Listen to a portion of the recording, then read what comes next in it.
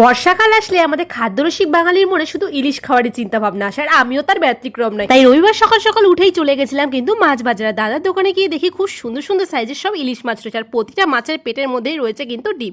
তাই সেখান থেকে আর দেরি না করে একটা সুন্দর সাইজের ইলিশ মাছ কাটিয়ে নিয়ে বাড়ি চলে এসেছে। বাড়ি এসেই বেশ কিছুক্ষণ তার সাথে ভাব ভালোবাসা করার পর জমিয়ে ব্রেকফাস্ট করে নিলাম। আর হ্যাঁ, আজ কিন্তু আমাদের বাড়িতে হচ্ছে ইলিশ উৎসব। তাই আর দেরি না করে তাড়াতাড়ি করে এখানে বসিয়ে দিলাম ভাত। আর বাইরে পড়ছে এরকম টিপ টিপ করে ইলিশে গুঁড়ি বৃষ্টি, আর এদিকে চলছে ইলিশের প্রিপারেশন। আমার বাড়িতে কিন্তু প্রত্যেকে ইলিশ প্রেমী, কিন্তু কেউ ভালোবাসে ইলিশ পাতুরি, তো কেউ ভালোবাসে সর্ষে ইলিশ। তাই জন্য আজকে ভেবেছি দু রকমেরই রান্না বান্না করবো। তাই একদিকে বসিয়ে দিয়েছি সর্ষে ইলিশ রান্না করতে, আর আরেকদিকে কিন্তু চলছে ইলিশ পাতুরির প্রিপারেশন। আর এইসব প্রিপারেশনে হেল্প করতে কিন্তু আমার খাদ্যরসিক ছেলে অলওয়েজ এক্সপার্ট। সমস্ত কিছু রান্নাবান্না শেষে সুন্দর করে প্লেট সাজিয়ে দিলাম তাকে খেতে।